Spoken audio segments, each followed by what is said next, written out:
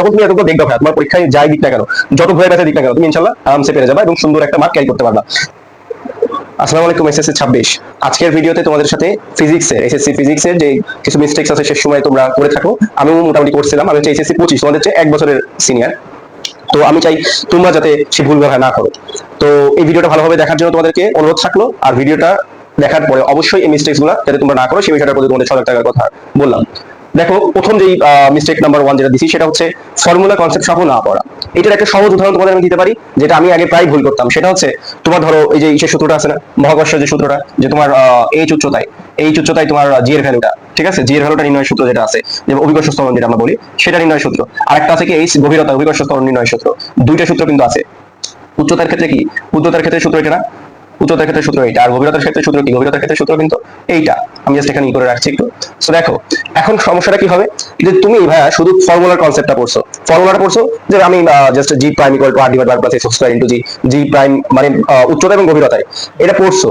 কিন্তু এটার কনসেপ্ট সহ অনেক সময় তুমি দেখবা, যেটা কনসেপ্ট সহ বলতে আমি কি বুঝাচ্ছি, যে তুমি সূত্রটা পড়ছো ঠিক আছে, কিন্তু তোমার পরীক্ষায় কিন্তু স্যাররা এই সূত্রটা এত সুন্দর ভাবে ভাইয়া তুমি যেভাবে ডাইরেক্ট বসাতে পারবা এরকম দিবে না। স্যাররা কি করবে, স্যাররা বলবে যে একটা উচ্চতা, যে তোমার ধরো পৃথিবীর উচ্চতা হতে এতগুণ উচ্চতায় এই জি এর ভ্যালু কত, বা এটাকে আরেকটু পেঁচাতে পারে, যে ওইটা একটা কোনো সাপেক্ষে বলতে পারে যে এইটার সাপেক্ষে এতটুকু উচ্চতায় গেছে, বা নিচের উচ্চতাও তোমার অ্যাড করতে পারে, নিচে মানে ভূপৃষ্ঠ থেকে একটা উচ্চতা, মানে ধরো গভীর থেকে একটা উচ্চতা বলবে, আবার উপর আরেকটা উচ্চতা বলবে, দুইটা উচ্চতা কিন্তু মিক্সড থাকতে পারে বা আলাদাও বলতে পারে। মেন কথা যে সহজ একটা জিনিস তোমাদের আমি দিছি বোঝানোর জন্য, যে অবশ্যই তোমার সূত্রটা পড়বা, পাশাপাশি এই সূত্রটার যে কনসেপ্টটা বুঝবা, এবং ফর্মুলা এবং কনসেপ্ট যখন তোমার বোঝা হয়ে যাবে, অলমোস্ট ডান, তুমি কিছু প্র্যাকটিস করবা এটা রিলেটেড, তাহলে ইনশাল্লাহ ভাই ফার্স্ট যে সমস্যাটা, যে এই যে ফর্মুলা কনসেপ্ট সহ যে সমস্যা, এটা ইনশাল্লাহ তোমরা এখান থেকে বের হয়ে আসতে পারবা। নাম্বার সেকেন্ড যেটা আছে ভাই, সেটা হচ্ছে ডেইলি ক্যালকুলেশন হ্যাবিট না থাকা। সো এটাকে আমি কাইন্ড অফ ই করতাম, কারণ দেখতাম যে পারি তো মোটামুটি সব, এখন ক্যালকুলেশন কি করবো। কিন্তু ভাই তোমার কথা বুঝতে হবে, যে বোর্ড যে পরীক্ষাটা হবে, মেন পরীক্ষা, ওখানে কিন্তু তোমার 3 ঘন্টা টাইম থাকবে এমসিকিউ এর জন্য আর সিকিউ এর জন্য।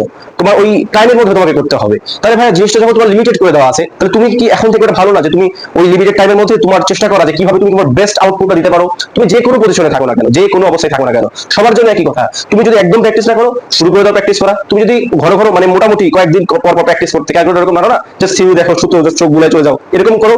আজকে থেকে তুমি প্রত্যেকদিন ভাইয়া একটা কোন বোর্ডের সিকিউ বা সিকিউ মানে এমসিকিউ তো প্রত্যেকদিন করতে হবে, কিন্তু আমি বলছি সাথে সিকিউ ধরো একটা বোর্ডের মতো করলে সিকিউ প্রশ্নগুলো একটু সলভ করার ট্রাই করলে, গভ যেটা আর কি আছে সেটা ক্যালকুলেশন করে আর কি ট্রাই করলে, তাহলে তোমার দুটো প্রকার হবে। নাম্বার 1 হচ্ছে তোমার ওই কনসেপ্টটাও ধরো একটু যাচাই হয়ে গেল, আর নাম্বার 2টা হচ্ছে তুমি সিকিউ মানে ক্যালকুলেশন যেটা আছে সেই ক্যালকুলেশনটাতে কিন্তু আস্তে আস্তে এক্সপার্ট হতে থাকবা। কারণ মেন পরীক্ষায় ভাই অনেক কিছু হয়, অনেক সময় দেখা যায় মাথায় কাজ করে না, অনেক সময় বিভিন্ন সমস্যা আছে। সো এই সমস্যাগুলো যাতে তোমাদের না হয় ক্যালকুলেশন রিলেটেড, সেই জন্য অবশ্যই বাসায় কিন্তু প্র্যাকটিস করা শুরু করবা।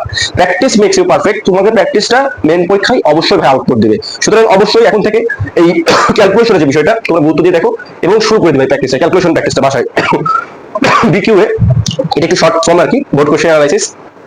এটা আমি বারবার বলি কেন, তোমাদেরকে আমি এবার বলতে পারি যে এইচএসসি 26 প্রশ্ন যত কঠিন হোক না কেন, যত কঠিন তোমাদের আসুক না কেন, বা এইচএসসি 25 প্রশ্ন দেখবা, যত কঠিন হোক না কেন, তোমাদের যে কনসেপ্ট থাকবে ভাই, অবশ্যই আমি বলতে পারি 10-15 বছর যদি তুমি সলভ করো বিগত বছরের, তাহলে অবশ্যই তুমি ওই 10-15 বছর সলভ করার পরে বা মাধ্যমে 70 থেকে 80% প্রশ্ন বোথ সিকিউ এন্ড এমসিকিউ মিলায় কমন পাবা ইনশাআল্লাহ। কেন, কারণ এগুলো হয় সব প্রতিষ্ঠিত জিনিস। প্রতিষ্ঠিত মানে কি, তোমার 10 বছর আগে বা 12-15 বছর আগে ফিজিক্সে যে টপিকগুলো ছিল, এখনকার যদি লক্ষ্য করো অলমোস্ট সেম, প্রায় অধিকাংশ হচ্ছে একই টপিক, কিন্তু কয়েক পার্সেন্ট হচ্ছে এদিক ওদিক, ও কয়েক পার্সেন্ট মনে করো তোমার ওই যে এক্সট্রা 20 মানে যে বাকি যে থাকলো রেস্ট অফ দ্য তোমার যে 20% ছিল, যেটা সেই 20% থেকে মনে করো ওখান থেকে প্রশ্ন আসে। তো ভাই তুমি একটা পরীক্ষা যখন 80% পেয়ে যাচ্ছ, তাহলে কিন্তু তোমার তখন তো তোমার A+ চলে আসছে। আর তুমি যদি একটু ভালো স্টুডেন্ট হও, তুমি তো ভালো সম্পূর্ণ করছো, তাহলে তুমি কিন্তু আরামসে 90+ কিন্তু পেয়ে যেতে পারবা ফিজিক্সে। সেই জন্য তোমাদের জন্য অবশ্যই এখন থেকে যারা করছো, তো তারা করছো অনেক পজিটিভ সাইডে আসো। যারা করোনি, তোমাদের যে গাইড বই আছে, টেস্ট পেপার আছে, বা যেখান থেকে যেটা পাইছো ভাই, ওই যে তোমার বোর্ড কোশ্চেন গুলা দেখবা, মানে অ্যানালাইসিস মানে কি ভাই, তোমার যে এই প্রশ্নটা এখানে কিভাবে আসছে বা কোন টপিক থেকে আসছে, এই একই প্রশ্নটি অন্য কোথাও কোন কোন বোর্ডে আসছে, তুমি একটা খাতা একটা পেপারে নিবা, একটা কাগজ একটা খাতায় লিখবা, বুঝছো। ধরো একটা খাতায় তুমি এরকমই লিখবা, ধরো তোমার ফিজিক্সে ভেক্টর টপিক থেকে আসলো, ঠিক আছে, সে ভেক্টর টপিকের তোমার ধরো ডট গুণন আসলো, ঠিক আছে, ডট। আমি একটু একটু ই করে লিখি জিনিসটা, দাঁড়াও। তোমার ধরো ডট গুণন থেকে আসলো, কোথায় কোথায় আসলো, তুমি ধরো দেখলে যে তোমার ডট গুণন থেকে Dhaka board Dinajpur board, Jessore board, etc এই বোর্ডগুলোতে, ঢাকা বোর্ডে ধরো তোমার 18 সালে 19 সালে জাস্ট বলছি বিষয়টা, দিনাজপুর বোর্ডে ধরো 19 সালে, এই যে আমি বলছি যে এভাবে তুমি খাতায় লিখে রাখবা যে এই টপিক থেকে এটা কোন সালে কি আসছিল, এর আগে লিখে রাখবা, তাহলে তুমি প্রথম কথাটার ইম্পর্টেন্স বুঝতে পারবা, আর দ্বিতীয়ত হচ্ছে কিভাবে এটা আসে, প্রশ্নগুলো কিভাবে আসে, কিভাবে ঘুরে পেঁচে দিলে তোমাদের সমস্যা হয়, ওইটা তুমি কিন্তু আরামসে দেখে ফেলতে পারবা। আর যখন তুমি এতগুলো দেখবে ভাই, তোমার পরীক্ষায় যাই দিক না কেন, যত ঘুরে পেঁচে দিক না কেন, তুমি ইনশাল্লাহ আরামসে পেরে যাবা এবং সুন্দর একটা মার্ক ক্যারি করতে পারবা। সুতরাং অবশ্যই হ্যাঁ, এই যে তোমার বোর্ড কোশ্চেন সলভ করা যে বিষয়টা, অ্যানালাইসিস করে সলভ করা, সেটা অবশ্যই গুরুত্ব দিবা এবং এখন থেকে আজকে থেকে শুরু করে দিবা। নাম্বার 4 যেটা ভাই দিছি, সেটা হচ্ছে মডেল টেস্ট বা সহজাতীয় যে এক্সাম দেওয়ার একটা করা। এটা খুব সহজ একটা জিনিস, তোমাদেরকে আমি বলছি বারবার, যে বাসায় বসে ভাইয়া জাস্ট ওই ফিজিক্সের ফর্মুলা বা ফিজিক্সের কিছু কনসেপ্ট ওইগুলো একটু লেখা বা দুই একটা প্রশ্ন সলভ করলে কিন্তু আসলে সেটা তুমি এক্সামে ভালো করতে পারবা, এটা নিশ্চয়তা কিন্তু একদম নাই। এটা তোমরা খুব সহজে ভাবে বুঝতে পারবা।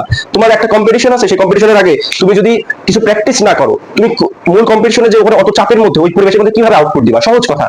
ওই আউটপুটটা যদি তোমার ভালো হয়, আর আউটপুটটা দিতে পারবা, কিন্তু তোমার এখন চলে আসবে কি, এখানে চলে আসবে তোমার লেভেল, তুমি কোন লেভেলেরই চাও। আমি চাই ভাই তুমি যে লেভেলের স্টুডেন্ট হও না কেন, একদম নিম্নমানের স্টুডেন্ট যদি তুমি হও, তাও তুমি এখন থেকে জেগে উঠো, এখন থেকে তুমি পড়াটা শুরু করে দাও, এখন থেকে তুমি সিস্টেমেটিক ওয়েতে পড়া শুরু করে দাও। লেভেলটা ভাই কিন্তু মানে এমনি এমনি তোমাকে বাড়াবে না, এমনি এমনি তোমার কোনো ইমপ্রুভমেন্ট হবে না যদি তুমি নিজ থেকে নিজের উদ্যোগে লেভেল আপ এর যে সিদ্ধান্ত না নাও। সুতরাং লেভেল আপ করার জন্য বা তোমার ইমপ্রুভমেন্টের জন্য ভাই অবশ্যই তোমাকে একটু নিজ থেকে পরিশ্রম করতে হবে, নিজ থেকে এফোর্ট দিতে হবে, তাহলে তোমার আউটপুটটাতেও তুমি এফোর্ট দেখবা যে খুব সুন্দরভাবে চলে আসছে।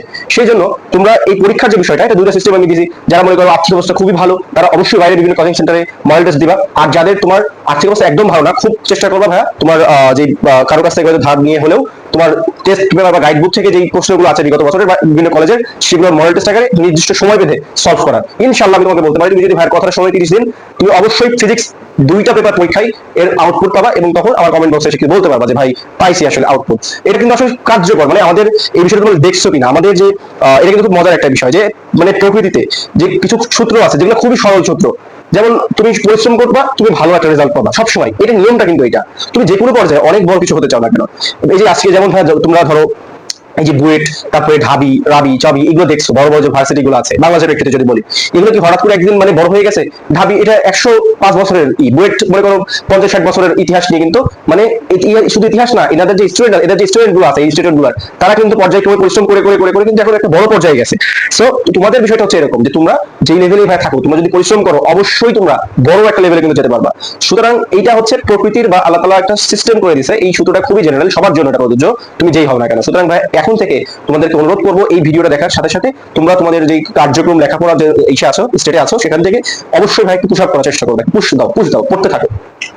তো সবার শেষে যেটা আছে ভাই, প্রচন্ড উদ্যমতার সাথে নতুন চ্যাপ্টার শুরু না করা, আমি শেষ করছি এটা দিয়ে। তো ভাই দেখো, এই যে একটা যে জেগে ওঠার মানসিকতা, কখন যখন তোমার ধরো তুমি মাটিতে শুয়েছিলে, তোমাকে প্রায় দাফন করেই দিছে, মানে মাটি প্রায় দিয়ে দিছে, তখন কি তোমার জেগে উঠে লাভ আছে? তোমার তো ভাই মাটিতে চারদিকে ভরাট হয়ে আছে, চারদিকে ভরাট হয়ে আছে, তাহলে তখন তোমার কি কাজ করা উচিত ভাই? তখন তোমার কাজ করা উচিত সেটা হচ্ছে পূর্ণদমে জেগে না থেকে, যেইটুকু অংশ তোমার ভরাট হয়নি, যেটুকু অংশ তোমার বাকি আছে, ওই অংশ দিয়ে তোমার উঠে আসার চেষ্টা করা উচিত। যে ওই অংশ দিয়ে কোনোভাবে আমি একটু মাথাটা নাড়া, যে অংশ তোমার ধরো একটু এখন মাটি দেওয়া হয়নি, তোমার মাটি চাপা পড়েনি, সেই অংশ দিয়ে কোনো রকম চেষ্টা করা, নাড়াচাড়া করা। এখন তোমার যে অংশটা হয়ে গেছে, সেখান থেকে তুমি কি আউটপুট মানে চাচ্ছ, আশা করছো? এখন ভাই সময় নাই। তবে এখানে তোমাদেরকে আমি একটা কথা অবশ্যই বলবো, সেটা হচ্ছে তোমরা এমসিকিউ যদি ভালো করতে চাও, তোমাদের কিন্তু ফুল সিলেবাস পড়া লাগবে, মানে টোটাল অংশ পড়া লাগবে। সেই জন্য একটু কষ্ট করে এই নতুন যে চ্যাপ্টার গুলো থাকবে, যেগুলো তোমরা পড়নি, ওগুলোতে হাত দিবে না, কিন্তু ইম্পর্টেন্ট যে টপিক গুলো আছে, ইম্পর্টেন্ট টপিক গুলো কিন্তু পড়ার চেষ্টা করবে। ইম্পর্টেন্ট টপিক কিভাবে বুঝবে ভাই? তুমি ধরো তোমার মডেল টেস্টে বা গাইডে তুমি এটা গাইড বা পোস্ট অ্যানালাইসিস করলে, অথবা ইউটিউবে বিভিন্ন ভাইদের পাবা, সাজেশন পাবা, সেখানে কিন্তু ইম্পর্টেন্ট টপিক গুলো তোমার গুলো আছে। তো আজকের ভিডিওটা ভাই এই পর্যন্ত ছিল। আজকের ভিডিওতে চেষ্টা করছি সম্পূর্ণ ফিজিক্সে তোমরা যে ভুলগুলো করতে পারো, সেই ভুলগুলো তোমাদেরকে ধরিয়ে দেওয়ার চেষ্টা করা। তো এই ভিডিওটা দেখে যদি উপকৃত হও, অবশ্যই কমেন্ট বক্সে জানাবে, এবং তোমার সামনে আমি বায়োলজি এবং কেমিস্ট্রি রিলেটেড ভিডিও দিব এই বিষয়ে। তো সেই ভিডিও দেখার জন্য আমন্ত্রণ থাকবে। আসসালামু আলাইকুম।